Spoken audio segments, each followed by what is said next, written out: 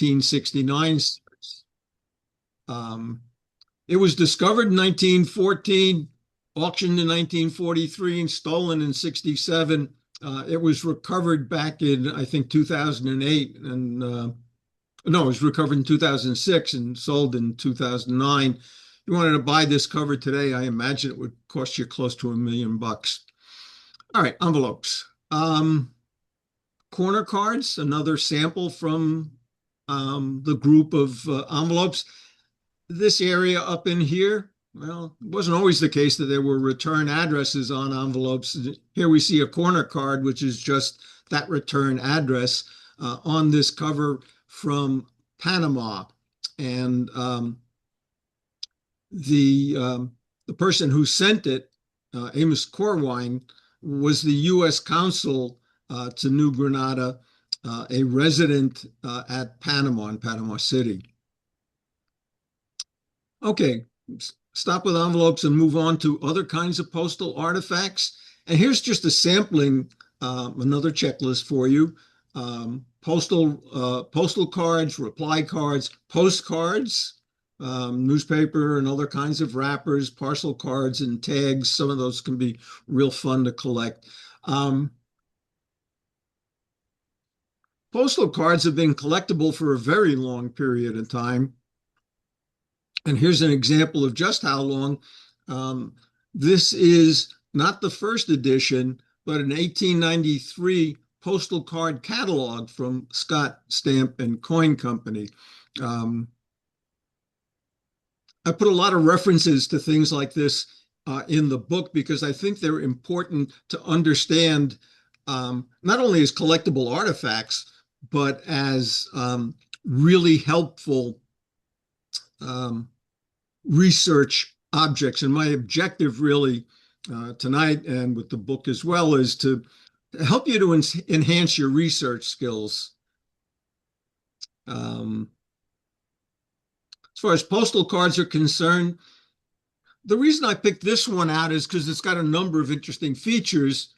This was a cover that, or a postcard that traveled on a railroad, and this was the first permanent railway post office route back in 1864 between Chicago and Clinton, Iowa. So if you look at cancellations, you can learn a lot about not just the point of origin, but in this case, that a particular route was taken. So if you're trying to figure out a route, you don't always have, especially with postal cards and postcards for that matter, you don't always have receiving marks or transit marks on the back. But this kind of a cancellation will help you in understanding the route that the cover took.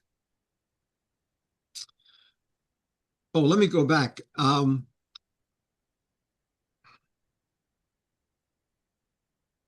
We look at covers as individual objects, but I think here we have an opportunity, especially with railway routes. If you look at collections of covers, archives of covers, you can get a real interesting picture, really clear picture of economic development across the United States. I would point out that Hugh Feldman's really massive book on U.S. railroad mail routes was it was the definitive document on this subject. It's 600 or 700 pages, I think.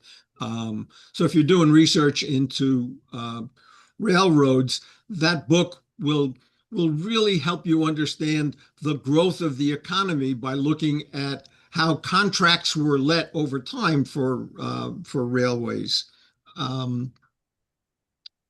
Other kinds of documents that we look at, postal contracts, logs, you can see the whole thing here. It's another checklist that I really don't have time to get into it, but this gives you just a flavor for the other objects, the other artifacts that didn't go through the mail, but document how the mail moved and what the regs were. Moving the mail really has two components to it: the postal delivery organizations and the type of mail transportation. As far as postal delivery organizations are concerned, yes, we have domestic postal services and then means for international mail delivery and the exchange of mail. A lot of private and express companies, not only early on before the post offices themselves were formed, but even even especially today. And point four about the coordination between governmental and private mail carriers is a very important aspect when you're looking at not just the modern mails and how those move, but earlier on. So here's a number of categories that deal with the postal delivery organizations. As far as the means of transport is concerned, everything from runners in the early days, people on skis. I love dromedary and camel caravans, blimps. Zeppelin mail is an incredibly fascinating, highly collectible, and very popular area. If you look at number 12, pneumatic mail, mail that was moving underground through pneumatic tubes, going back into the late 19th century. So here's a sample of 16. There's another bunch of them as well, and all of them are aspects that you want to try and understand when looking at how mail moved from one point to another. The last point here is multimodal. What's important to understand here, and that Canton cover that I'll talk about at the end, is a perfect example because it went hippity hop across Asia, Europe, Africa, and South America using a whole bunch of different means of transport. I told you I like camel caravans, and here's an example. You don't run into something like this very frequently. And we don't know the route this took, but today, to get from a small village, Timbuktu is its name. You may have heard of that else in other contexts. And it was traveling in 1902 to Alger in Algeria. Today that's a 3,500 kilometer road trip. I don't know how long mileage wise it took back in 1902, but it took 7 months to get to its point of arrival. And I just love the postcard on the back. I don't envy that poor camel. Moving on to postal services, the kinds of services that were offered, I break them down into three categories. There are the requested services, things you ask for, added services that you don't ask for but are added on when necessary. And then, of course, there's the rate paid for those postal services. Your basic mail delivery is the starting point, but there are a variety of services like registered, a request for a return receipt. There's tracking, airmail as a specific added service, express mail, all kinds of stuff in here, including my favorite, cremated remains. So everything's a service, not just nowadays. Here's registered mail as an example of an envelope that traveled from Paris down to Casablanca and to Dakar, a French route, and then on to Bathurst, which was its objective. It was registered and returned, and you can see down here at the bottom center, not known, and over here, please return. They couldn't find this particular addressee. When I see General Post Office or Post Restante or things like that, I am pretty much convinced that this is a philatelic cover. And I say that because even though many travelers in the 18th, 19th, and certainly even into the 20th century would say, send something to me, care of general delivery in Paris or Rome or wherever, and I'll go look for mail. So it was a legitimate service, but most of what I see surviving today was done by philatelists who were expecting it to be returned back. What's cool about this cover, and it's in my collection, is that totally separately, I was able to get the original receipt that the sender received rather, when he handed this registered envelope in. The likelihood of uniting a cover and its receipt is pretty slim, but I lucked out. Thank you, eBay. Speaking of cremated remains, here's a box which has not only a special handling fragile label on it, but a special label pre-printed on the box that says cremated remains. This is not just a service in the United States. I offer for your consideration here a snippet from the operations manual in Kabul at the airport for the previous Afghan regime, clearly during a time when demand for the transshipment of cremated remains was apparently quite high. I suspect that the current Taliban government may have revised those regulations.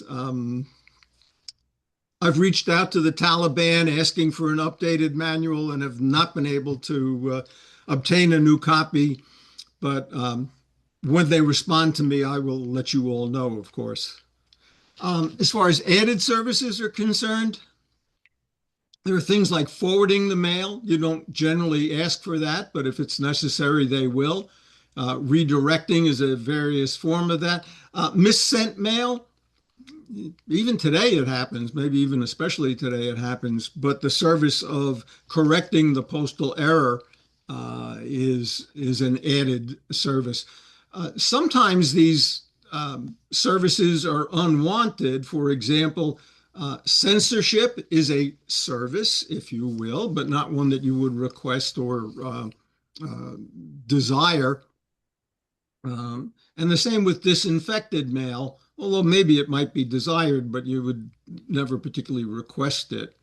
As far as forwarding mail is concerned, this is a cover that is in Ken Lawrence's collection. I'm just going to read this to you because I think this is as a forwarding mail example. This is really interesting. Host of auxiliary markings traced this cover's odyssey from San Francisco in 49 to Shanghai, just as the communists were emerging triumphant over Chiang Kai-shek's nationalist forces there. The forwarding address had directed it to China National Aviation Corp, CNAC, which flown military missions for the losing side, and China returned it October 19th. This is from an April 28th mailing by way of Seattle. And at that point, they put this tax mark on it over here and charged postage to return it to the American Trust Company.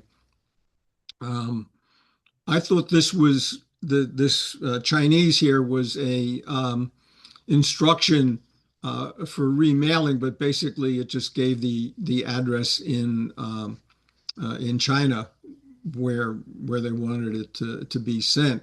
As far as rate paid is concerned, this is one of the most complicated areas in all of postal history study. And you'll see things like, well, the class of mail and the various rate marks and accountancy marks. There are special disaster rates, earthquakes and things like that. Free franking. We have at the APS just this wonderful example of a George Washington free frank. He didn't pay postage when he was president, and no president since has. A lot of other folks in Congress get free franking as well. There are penalty envelopes in the U.S., in Great Britain. They're on His Majesty's or on Her Majesty's service, basically free postage for government senders under certain circumstances, concessionary rates, mostly in military environments, retaliatory rates when um, one post office gets angry at another post office and they end up overcharging each other's postal patrons, which is a lovely way to get back at the post office that you're angry with. Parcel post is just a very important service. Considerations for overweight mail need to be taken into account. So just a sampling of all these different aspects of postal rates that one can look into. There's a special rate for sending mail to or mail being received or sent by um, the blind. There's a special rate, pretty much international and still today. All right, let's talk about class of mail here. I want to make sure that I don't run over on time, but this is a good example here.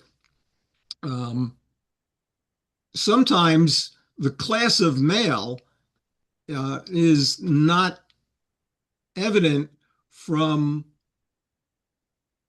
what you see on the cover. It turns out that this was a third class wrapper for a newspaper, and it was triple rate.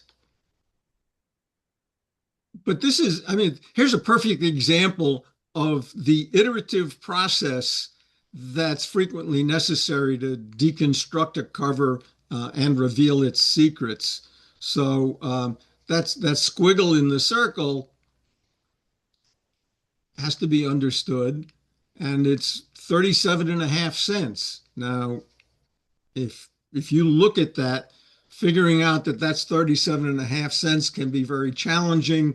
A lot of postal historians put an appendix in their books to show you how to interpret these. I can tell you, I've got a bookshelf devoted, probably 2 shelf feet of books devoted to interpreting numeric handwriting, um, which I suppose makes the point that there's nothing quite like having your own philatelic library, um, unless, of course, you live near the American Philatelic Research Library. Guess where I now live? Accountancy marks. Not every scribble on an envelope is intended to deal with the rate, but pre-UPU, postal authorities in different countries kept logs and kept track of who owed how much of the postage paid or postage to be paid to and from each other. And these detailed logs were kept. So what you see here, Great Britain was expecting 40 pence for its portion of the postage. There's This one was paid only to England, and so England was expecting 40 cents, 40 pence out of um, out of this stamped amount. And of course, this thing went on to Palermo in Sicily, where additional postage was collected by the recipient. As far as markings and affixments are concerned, there are 5 categories, 5 ways that I look at it. There are the stamps and frankings. There are cancellations, of course, auxiliary markings. Together, people call these postmarks, but I like breaking them up into 2 categories, even though they overlap. There are postal labels, and then all kinds of etiquettes and Cinderellas that may appear on stamps, on envelopes, even though they aren't true stamps. Cancellations come in all kinds of forms, and manuscript cancels before canceling devices were circulated in Great Britain. Manuscript cancels had to be used. There are fancy cancels, pre-cancels, which is a more modern idea to save time and effort on the part of the post office. Ship letters is a really interesting category. Packable mail is Something that emerged in 1891, complements of the UPU, the Universal Postal Union. There are all kinds of killers and obliterators that we can be looking at, straight line cancelers, and a whole bunch of other different things, including number 11 here, forgeries. Sometimes a used stamp is worth more than a mint one, and putting a forged cancellation on it might increase the value, especially on envelopes. You need to be cautious about these things, which is a great argument if you are not an expert in forged cancels for getting a certificate on your more valuable covers, because forgery can occur even in unexpected types of covers. Manuscript cancellations, again, they first emerged before, well, in 1840 when the penny black came out and canceling devices didn't get circulated in time. But here you can see an example. Down here you can see an example of just straight U.S. stamps with manuscript cancels. Here's another example from Great Britain in the upper right. This piece over here not only had the manual manuscript cancellation, but an extra cautious postal clerk, probably somewhere down the line, applied a Maltese cross to this as well. And it is sometimes the case that you will see the postmaster deface the stamp with his own or her own signature on the stamp. You need to be cautious because sometimes that's a fiscal usage on a tax document. In this case, no, it was just a cancellation of a stamp going through the mail that the postmaster autographed. Packabows are interesting devices because they were mailed aboard a ship when a ship did not have a post office on board. UPU regulations specified the rules and regulations for accepting the mail and what kind of stamp could be put on it. And you will see, like in this case here, SS Cargill, which is the name of the ship that this was mailed on, but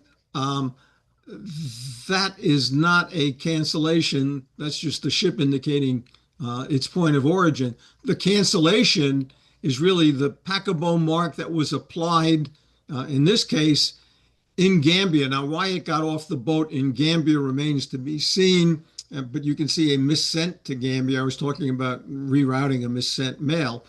So here's an interesting combination of ingredients here. The Packabo mark itself is 2723, and this is from the Packabo book by current authors Mike Dovey and then a whole bunch of other authors, and that's really the best reference on Packabo mail. This piece was created by Ed Cedar, who's a Packabo philatelist, and he happened to work for a shipping agents in Tacoma. So a lot of this mail was just created to add to his collection. And this is kind of an interesting piece in my collection. As far as auxiliary markings are concerned, I don't know how many stamps there are in Scott and other worldwide catalogs, but there are absolutely millions of unique postal cancellations. There have to be tens of millions of auxiliary markings. Every post office could and frequently did have its own unique auxiliary marking devices. So the variety of auxiliary markings is just astounding. Read an article not that long, well, good number of years ago now, about that pointing finger, return to sender. It's been documented to have something in excess of 1 million varieties of just that hand stamp alone around the world. So there's a lot to categorize. But how do how do you wrap your hands around and wrap your mind around um, all these different kinds of postal markings? Well, I've developed a analytical framework that I use, which is based on the idea that you need to explain what was the cause, the purpose, or the function of that auxiliary mark. Um, and I broke it down into 9 categories. These could be advanced instructions from the sender to the postal authorities, like that upper left corner on the Canton cover. Um, you'll see rate-related problems, postage due being the most obvious example. Um, Address and deliverability related problems that the postal authorities put on envelopes. There's damage to the envelope or the shipping container, and postmarks and things like body bags and ambulance covers are forms of auxiliary markings.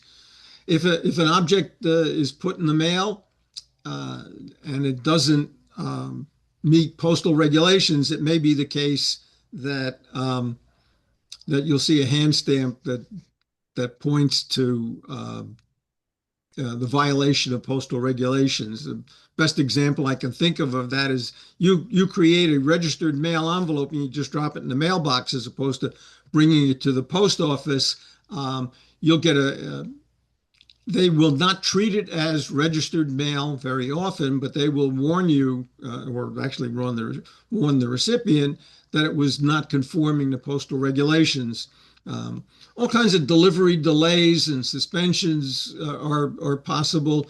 Unrequested services, like I mentioned earlier, censorship and disinfected mail have their own categories of auxiliary markings. Customs and taxes that get um, need to get collected. You will have markings, auxiliary markings to deal with that. Then there's all kinds of non-postal institutions that are sticking. Heaven only knows what types of marks, whether it's the military, other governments, governmental agencies, or private companies receiving timestamps and things like that. So those are the 9 categories. I always say a 10th because every taxonomy needs an other category. Um, so here's a cover um, that was sent in 1940 from the United States Corporation Company.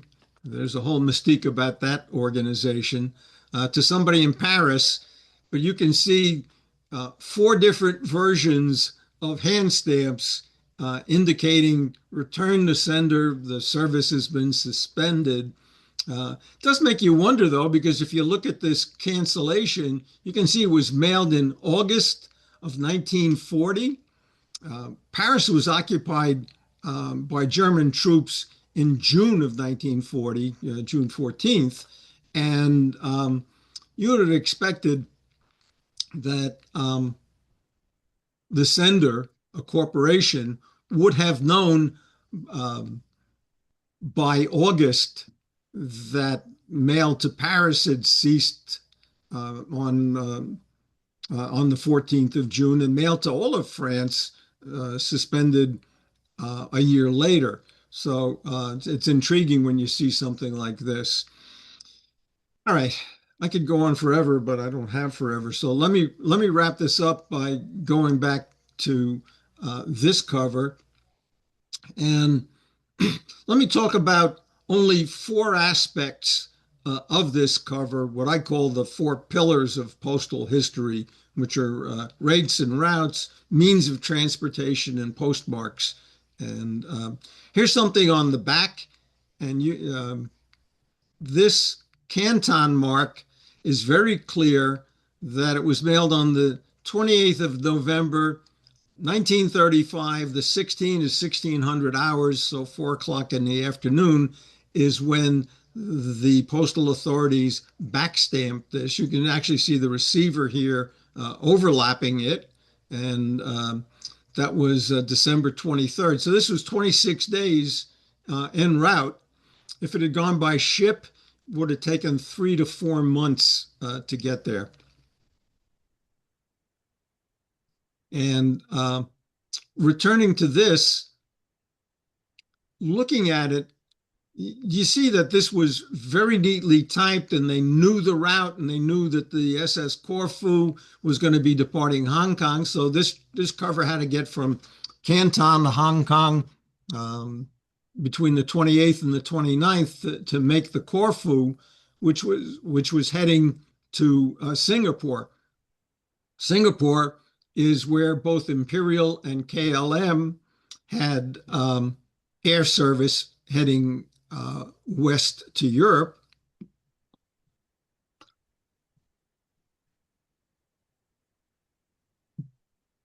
But what the sender didn't know,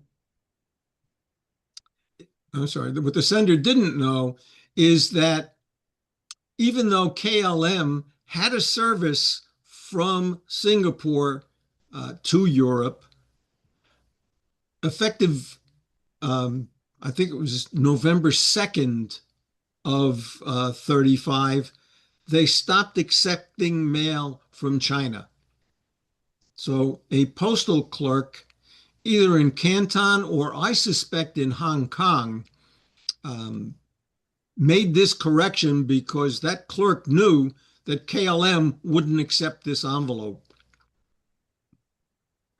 So the route this baby took was from Canton to Hong Kong on a local packet boat, from Hong Kong to Singapore. That's where it got on the steamship Corfu.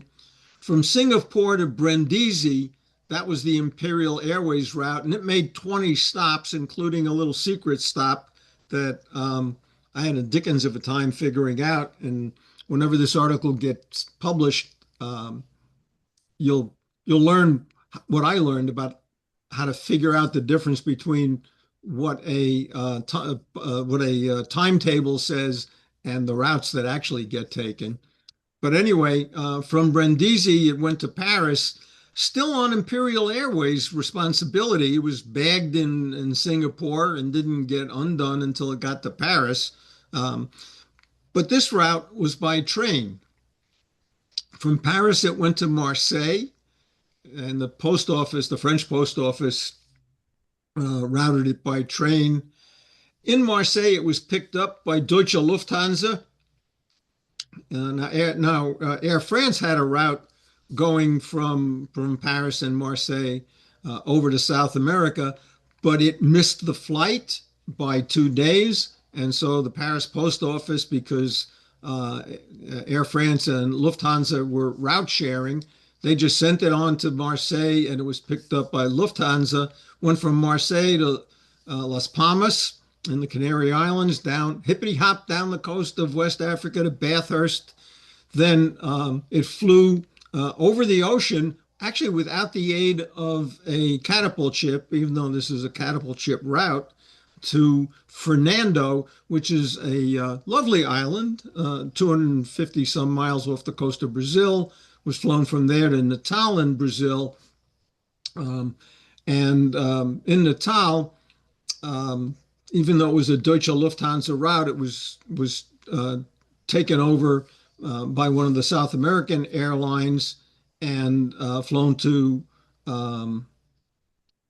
Sao Paulo in Brazil, all by Deutsche Lufthansa. So this cover had a busy 16,000-mile trip, and I'll be happy to answer any questions about it.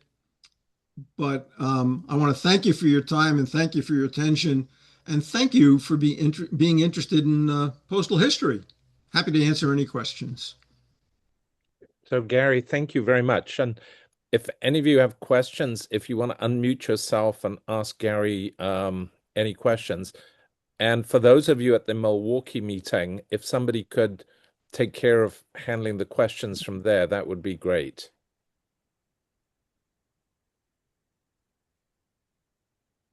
And by the way, you can see my email address there if anybody's interested in getting some of this material. Very simple, Gary@philatelicresearch.org. Gary, this is Mike Wilson. Great presentation. Do you, and maybe you mentioned this and I missed it, do you have a publication date in mind for your book? What I have in mind and reality are two or three different things. Fair enough. Early, early next year. My target is to be done with writing and everything except final draft editing by the end of this year. 400 topics in volume one. I don't know if I'm going to be able to make that or not, but early in 27. Okay, thanks.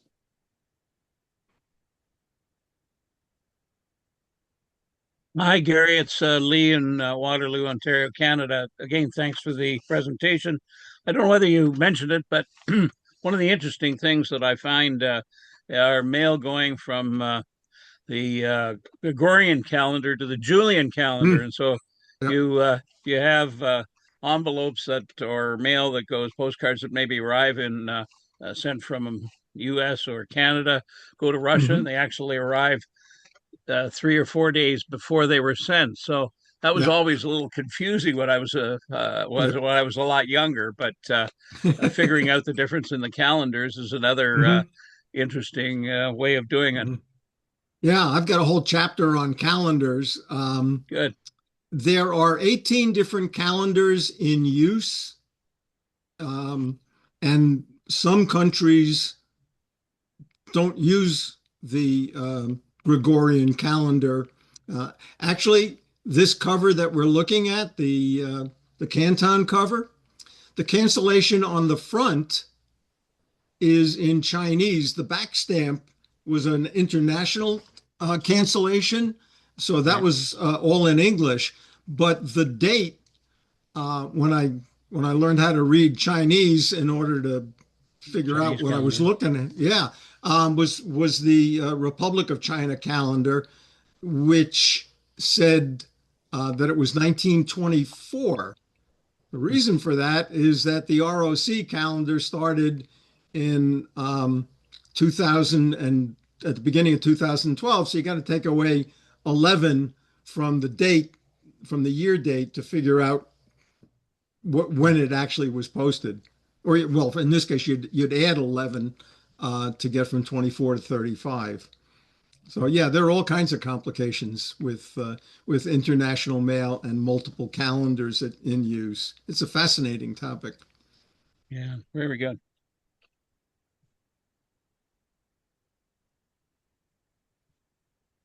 So I don't know if we have any other questions for you, Gary, at this point. I don't see any in the chat. And I would say thank you very much indeed for initiating this series of talks. The next talk is going to be in 2 weeks when we're going to have Adele Bulpett from South Africa, who's going to be taking probably a slightly different approach to you, Gary. She's going to talk about the new approaches to postal history. So hopefully we will see all of you and perhaps some others in 2 weeks on the 26th of January, also at 7 p.m. Central Time, which for those of us on the East Coast is 8 p.m. Eastern Time. So hopefully we'll look forward to seeing you all again in 2 weeks. And thank you for attending the first of the Milwaukee Milcopex Postal History Talks. Thank you, folks.